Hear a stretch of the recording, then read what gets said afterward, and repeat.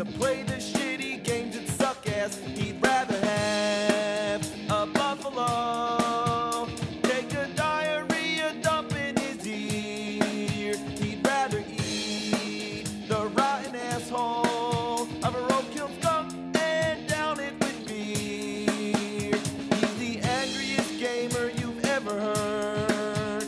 He's the angry Nintendo nerd. He's the angry Atari Sega nerd. He's the angry video game nerd.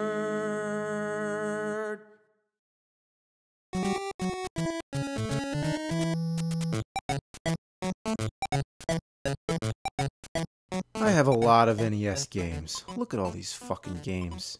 So many choices. Which one should I play? Well, here's a question. Which one's different from the rest? Huh? Which one juts out like a fucking piece of shit? This one. And look, what's that? Why, it's another game hiding behind it. It sure is a unique specimen. If it had only been for this, I'd say it's pretty strange, but the way it protrudes out, too, definitely makes it the most oddly shaped of the whole collection. Being that this is one of those unlicensed hack fucks, it won't play in a classic Nintendo, unless you stick another game on it. So that's what it's for. But all the other unlicensed games didn't have to do that, so why this one? It's just like Super Noah's Ark 3D, the only Super Nintendo game where you had to do that. If you play it on the top loader, then it works just like a regular game. It does look lonely and stupid, so I guess you could stack shit on top if you want. You know what? I noticed something really weird. These are the only two games I know of that have that weird thing where you gotta stick the game on the top, but they also both involve animals, slingshots, and fruit. I wonder if there's a connection. Probably not. Anyway, what do you expect of a game based off of Little Red Riding Hood? You're familiar with the story, right? It goes something like this. Once upon a time, there was a girl named Little Red Riding Hood. She liked to jump in the air and whistle out her vagina. She kicked at trees until Big Bird's ballsack would appear. What? That's not the story? Oh, well, excuse me, because this isn't Little Red Riding Hood. This is Little Red Hood, yeah! Not to be confused. I don't know, really, the real reason why it's called Little Red Hood instead of Little Red Riding Hood is because I have no fucking idea. So this is the game. You just look at it and it sucks. It doesn't come as a surprise. It's not like there's any expectations to meet. It's not Spider-Man or Batman or something cool. It's a fucking fairy tale. So it doesn't even need to try to be bad.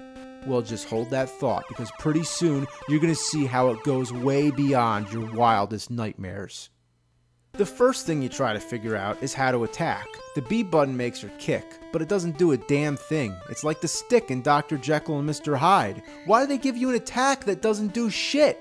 On the cover of the fucking game it shows her kicking an enemy. Why can't you do it in the game? Why do they have to fucking lie? The only thing the kick can be used for is kicking palm trees to make cherries appear. But please, God, tell me one thing. Why are there cherries coming out of a fucking palm tree? So that's it for the kick, so let's try the A button, which makes you jump. Can you use this as an attack? Nope. Well, that pretty much cancels it all out. But there's guys running all over the place trying to kill you. There's gotta be some way to attack, right? Well, sometimes when you pick up a rock, you might uncover a white dog, and if you're lucky, the dog will eat the bad guys. So that's basically your attack. Mario jumps on people, Link uses a sword, Little Red Hood uses a dog that she finds under a rock. I can't believe I'm explaining this. It's not even like you control the dog, it just wanders around. So you just have to hope that the dog and the bad guys accidentally walk into one another. Let's check out the store. The store always sells the same 3 items, even when there's 2 stores right next to each other. What's the point of that? It's like fucking Starbucks at every street corner. The first item is a potion that makes you invincible. It only works for a few seconds, so it's not worth the investment. The second item is a heart that regains your health. But tell me, why is your health indicated by those traditional fake Valentine-looking hearts when the heart you buy in the store is like a real human heart? Not to mention, you can find candy, which gives you some health back too. Not as much as the heart you buy in the store, but why would you pay for it when you can basically find the same thing for free? The third item is a slingshot. Now that's more what we're talking about. Now you'd expect her to use the slingshot to shoot rocks or something, right? But no, she throws the fucking thing. Yeah, check this out. Look, I'm gonna hit you with this slingshot. I suppose if the game programmers put a gun in the game, you'd be throwing that as well. Does that make any sense? No. It doesn't matter anyway, because after you've thrown only a few slingshots, it's gone. 1,000 gold pieces down the shitter. Even when you do kill anybody, they come back right away. Respawning enemies are common in games, but here they don't even give you a second. The instant they die, they come back, almost as if nothing happened. So there's no purpose trying to kill anybody. All you can do is run, run, run, like a little red pussy. Once you've gotten over that fact, you start wondering, what's the goal? How do you get to the next level? Well, this is where the real havoc begins. To begin with, the stage is small enough to span 2 TV screens. Occasionally a staircase will appear. You go down the staircase and you find a room. Here you can get some gold and some candy, but other than that, it's a dead end. The staircase continues to appear, but in no such way that you can predict. I'm not sure if it goes off on a timer or whatever, but basically this staircase appears whenever it wants. It's never in the same place, but it always leads to the same room. You try kicking trees, but all you get are cherries, which don't seem to do anything. You try kicking rocks, and all you get are enemies or other items, no exit, and no clue whatsoever. Sometimes you get a balloon, but that only takes you to a bonus stage. 1 piece of gold always flashes, but I don't understand why, and I'm pretty sure it's just a glitch of some kind. You try all the boundaries, thinking that somewhere there's a spot where you can walk into the next part of the game, but it doesn't happen. All the trees, even that one little spot that looks like a fence, and even the areas that seem wide open are all just the same. A fucking barricade that might as well be a brick wall. Like, what a mystery, right? Well, this is when anybody would just shut off the game. But do you really want to know how to play it? One more of these and I'll tell you. You need to get a key. Now, where could this key be hidden? Why, of course, it appears randomly inside one of the staircases, which also appear randomly. If you've been in that room once already, you just assume there's nothing there. So now that you have the key, what do you do with it? You're thinking there's got to be a locked door or something like that, right? But no, you're supposed to wait for another staircase to appear, and that's the exit. That doesn't make any sense. How would a key unlock an open staircase that doesn't even have a door in front of it? At least if they put a keyhole on it, it would be more logical, but it would also let you know that you're supposed to use the key there. Oh, and I didn't even tell you how to make this staircase appear. That's where the cherries come in. You just go around kicking random trees, getting cherries, and when you've gotten enough of them, I think 12, the stairway appears. How would anybody guess that's what the cherries are for? There isn't even a counter to keep track of how many cherries you've collected. Come to think of it, there's nothing telling you how many lives you have either. You get no information. I've tried hitting start, select, there's no status screen, and unless you have an instruction manual, you'll never figure this out. But now we know, so let's continue with the game. But first, let's recap and make sure we got this straight, okay? Alright. You wait for randomly flashing staircases to appear, in which you try to find a randomly appearing key, which randomly appears within the randomly appearing staircases, and then try to collect a random number of cherries that randomly appear as you kick palm trees to reveal another staircase that doesn't flash, or more or less appears to be flashing, but in a frozen state. You go in there, and then you're off to the next level. You got that?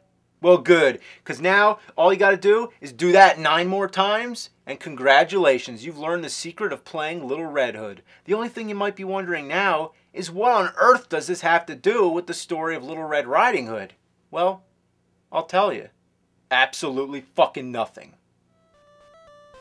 So now that you know how to play, you just gotta go through the same routine over and over. Because of the random nature of this game, each stage could take anywhere from 5 minutes to a half hour. It all depends when the stairways appear, when the key appears, and so on. It starts to wear on your mind very quickly. Every level looks alike. The colors are changed, the trees and the fruit are different, but overall the design is basically the same thing. But it goes beyond just being bland. They somehow managed to choose the most repulsive color schemes and patterns. Don't you wish there could have been a more appealing texture and hue rather than this diarrhea-ish brown? Look at the bear. Did they purposely try to make it match the background? They really couldn't help but use the same putrid color twice? The music never changes. Every level is the same frothy sound of crackling ass. Even something as simple as walking can't go without glitchy side effects. Like Metal Gear, you can't pass through narrow spots. I mean, if you can't walk through, why make it look like you can? Oh, never mind. I guess if you fidget around enough, it works. You can't jump when you're below a tree, as if your head is somehow hitting the trunk. Technically, this would mean the character is not jumping straight up into the air, but rather sideways, as if Little Red Hood exists in a two-dimensional space while jumping sideways into a three-dimensional tree. If you're walking above the trees, you can't walk behind the leaves. It's as if this vague space the tree occupies is a blockade. The items always appear at random, even in areas where you can't get to them, like inside a tree. Sometimes two items can appear in the same place. And sometimes an item can just randomly disappear. Everything about this game is a broken down mess. It's just so random. You know, how many times have I used the word random and appear? But that's exactly what's happening. Stuff appears or doesn't appear or randomly does something else. I feel like a guinea pig in an experiment where they're testing the effects of negative reinforcement. Let's see what happens if we take the key away. It's 20 years late, but whoever you are, and if you want to know what the effect is, I'll tell you the effect. It's fucking pissing me off! Nothing is consistent about this twisted piece of shit covered anal fuck. In this stage, the key is out in the open, guarded by a panda, I guess. Are any of the animals in this game supposed to be the big bad wolf? Anyway, the panda is the only enemy that kills you with one hit. Doesn't matter if you have full health, you touch the panda and you're dead. The only way you can get past it is if you get hit by something else and then pass through. Thank God for that after hit invincibility. Then there's this spot where you have to jump on turtles to get across a waterfall. And this is not the kind of game that has good jumping control. Fuck. Oh, fuck! Fuck! Level 5 is a C level. All you have to do is get 2 pearls. I guess they decide to change it up a bit. It's the easiest level in existence and has no purpose. Too bad there weren't any other levels like this so we can breeze through this fuckwad. But the most fucked up level of all is level 8. Here, the key never appears. Just never. It never appears. I played this stage for about an hour before I eventually looked up an online walkthrough from someone who probably had more time to spare than me. And guess what? In this stage, the key doesn't appear until you buy an invincibility potion and 3 slingshots.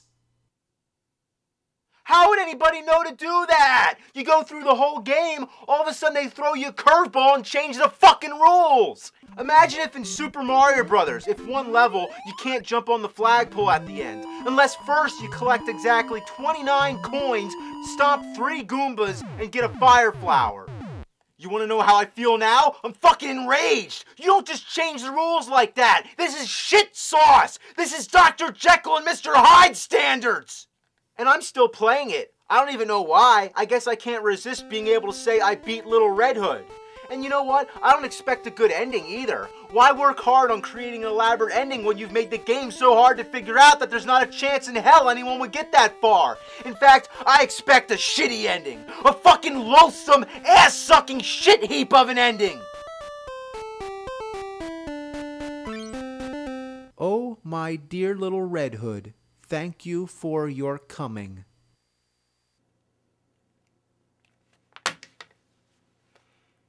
You did not disappoint.